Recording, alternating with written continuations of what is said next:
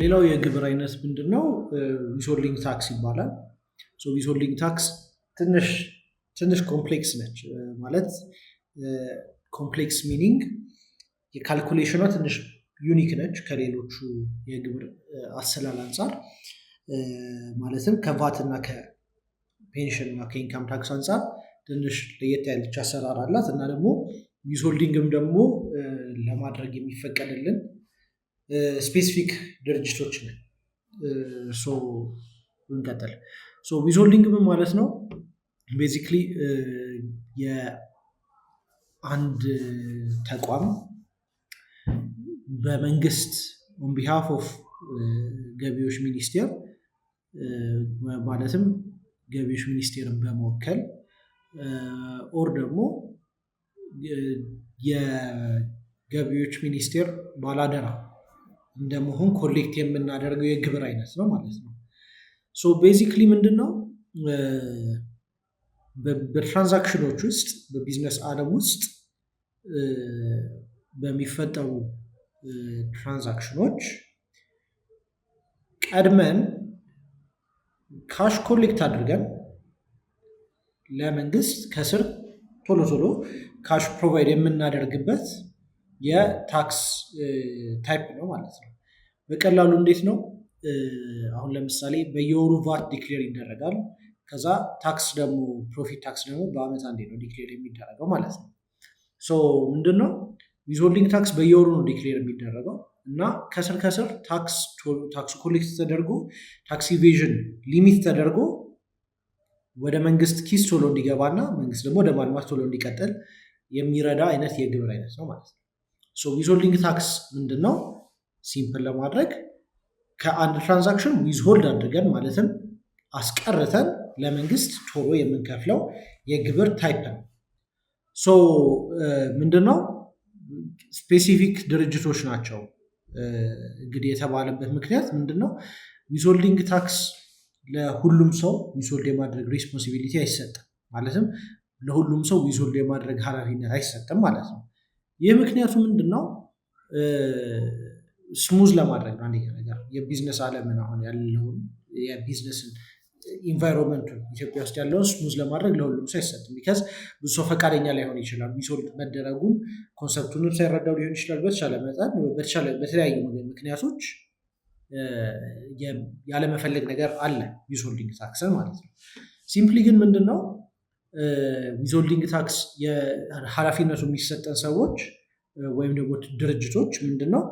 አንደኛ ነገር ገቨርንመንት ኢንቲቲዎች አሉ። የመንግስት ተቋሞች፣ ፐብሊክ ኢንተርፕራይዞች እና ኤንጂዎች የራሳቸው ዊዝሆልዲንግ ሬት አላቸው። አሁን ለምሳሌ ገቨርንመንት ኢንቲቲዎች እና ፐብሊክ ኢንተርፕራይዞች ቫት ዊዝሆልዲንግ ነው የሚሰሩት። እሱን ደግሞ በሌላ ኮርስ ነው የምናየው።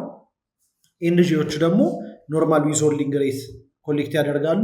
ከዛ ባለፈ ድርጅቶች ፒኤልሲ ከሆንን አውቶማቲካሊ ዊዝሆልዲንግ የማድረግ ግዴታ አለብን። ሶል ደግሞ ከሆነ ድርጅታችን 3 ዓመት ተከታታይ 10 ሚሊዮን ብር በላይ ሬቨኒው ወይም ደግሞ ገቢ ካስገባን ዊዝሆልዲንግ አርጉ ተብለን ሪኩዌስት እንደረጋለን ማለት ነው። ኃላፊነታችን ይሆናል አዳት ቤት። ምንድነው? ዊዝሆልዲንግን በኤግዛምፕል እናስረዳ የበለጠ ለመረዳት ይቀላል። ስፔሲፊክ ሬቶች አሉት እና ዊዝሆልድ ደግሞ የሚደረጉበት ስፔሲፊክ ኬዞችም አሉት። አሁን እዚህ ጋር ካየን ስታንዳርዶቹ ምንድን ናቸው? አሁን ለምሳሌ እኔ ፒኤልሲ ከሆነ ያለኝ እና ደግሞ ለፒኤልሲ ፈርኒቸር እየገዛው ነው ይባል። ፈርኒቸር ስገዛ በህጉ መሰረት ያ ፈርኒቸር ከቫት በፊት ያለው ዋጋ ከ20 ሺህ ብር በላይ ከሆነ 3% ዊዝሆልድ ማድረግ አለብኝ። ኦር ደግሞ በዚሁ ፒኤልሲ የኮንሰልቴሽን ሰርቪስ ወይም ደግሞ አገልግሎት እየተጠቀምኩ ከሆነ እና የአገልግሎት ደግሞ ከቫት በፊት ያለው ዋጋ 10 ሺህ ብር በላይ ከሆነ 3% ዊዝሆልድ የማድረግ ግዴታ አለብኝ። ከዛ በተጨማሪ ደግሞ አገልግሎትም ሆነ እቃም ሆነ ደረሰኝ ከሌለው ወይም ቲን ሰርተፊኬት ከሌለው ወይም ደግሞ ቢዝነስ ላይሰንስ ከሌለው ፎር ኤግዛምፕል የሌበር ሊሆን ይችላል፣ የትራንስፖርቴሽን አገልግሎት ኤኒ ብቻ ደረሰኝ ማግኘት ያልቻልንበት ትራንዛክሽን ከሆነ ኤኒ አማውንት ማለት ነው 1,000፣ 2,000፣ 3,000 ከሆነ 30% ዊዝሆልድ የማድረግ ግዴታ አለብን ማለት ነው። ስለዚህ ይሄ በአዲሱ አዋጅ መሰረት የተሻሻለ ነው። ለምን? በፊት 2% ነበር የዊዝሆልዲንግ ሬት፣ አሁን ደግሞ 3% ሆኗል። በፊት የዊዝሆልዲንግ ሬት ከ3000 ብር በላይ እቃ ነበረ፣ አሁን ከ20 ብር በላይ ሆኗል። በፊት የዊዝሆልዲንግ ሬት ለአገልግሎቶች የእቃዎች ከ10,000 ብር በላይ ነበረ፣ አሁን ከ20,000 ብር በላይ ሆኗል። የአገልግሎቶች ደግሞ በፊት ከ3,000 ብር በላይ ነበረ፣ አሁን ከ10,000 ብር በላይ ሆኗል ማለት ነው። ስለዚህ የተሻሻሉ ነገሮች አሉት። አሁን በኤግዛምፕል ስናየው እንዴት ነው?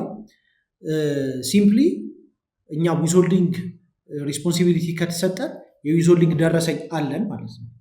የዊዝሆልዲንግ ደረሰኝ ካለን ደግሞ መቁረጥ አለን። ያቺን ዊዝሆልዲንግ ከቆረጥን በኋላ ደረሰኛን ብሯን እንቆርጣታለን አይደለ? ብሯን ከቆረጥን በኋላ ደረሰኙን ደግሞ ለቆረጥንበት ሰው መስጠት አለብን።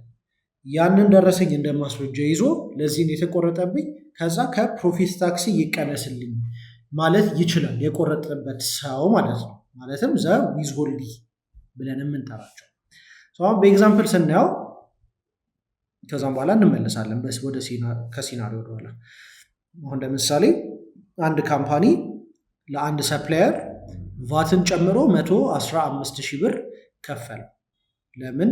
ፎር ማቴሪያልስ ይላል። ቫሊዩ ቢፎር ቫት ከቫት በፊት ያለው ዋጋ ስንት ነው? 100,000 ብር ነው። ዊዝሆልዲንግ 3% ይላል። አሁን ለምንድን ነው ዊዝሆልዲንግ 3% የሆነው? ከቫት በፊት ያለው ዋጋ ከ10,000 ብር በላይ ከሆነ እዚህ ጋር እንደምናየው ከቫት በፊት ያለው ዋጋ እቃ ከ20,000 ብር በላይ ከሆነ 3% ዊዝሆልድ እናደርጋለን። ስለዚህ አሁን ይሄ ከቫት በፊት ስንት ነው? 100,000። ስለዚህ ዊዝሆልዲንጉን ኬት ነው የምናደርገው?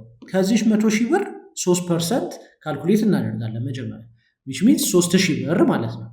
ከዛችን 3,000 ብር ይዘን ከምንድን ነው የምንቀንሰው? ከቶታሉ ከግሮስ አማውንቱ ማለት ነው። ከ115,000 ብር ቫትን ጨምሮ ካለው ዋጋ ሲቀነስ 3,000 ብር ኢኳልስ 112,000 ብር ለማን ይከፈላል? ለሰፕላየሩ ይከፈላል ማለት ነው። ስለዚህ 3,000 ብር ከቫት በፊት ካለው ዋጋ ማለትም ከኔት ቫሊዩ ማለት ነው ከሱ እንቆርጣለን፣ እንከፍላለን።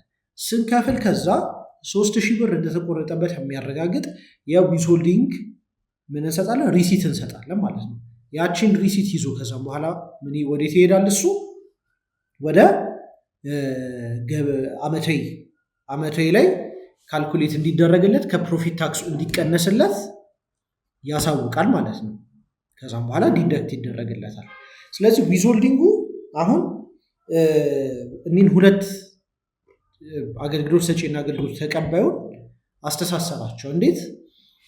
አገልግሎት ሰጪው ከአመታዊ ግብሩ ተቀናሽ እንዲደረግለት ይረዳዋል። ስለዚህ እሱም ዊዝሆልድ እንዲደረግ መፈለግ አለበት ማለት ነው። አገልግሎት ተቀባዩ ደግሞ ኦልሬዲ ኃላፊነቱ ነው። የዚችን የ115,000 ብር እቃ ከገዛ ለምንድን ነው ፒኤልሲ ከሆነ ዊዝሆልድ የማድረግ ግዴታ ካለበት ኃላፊነቱ ከተሰጠው ለምንድን ነው ዊዝሆልድ ያላደረግከው ይባላል። ዊዝሆልድ ደግሞ ካላደረገ ኤክስፔንሱ ይጣልበታል ማለት ነው።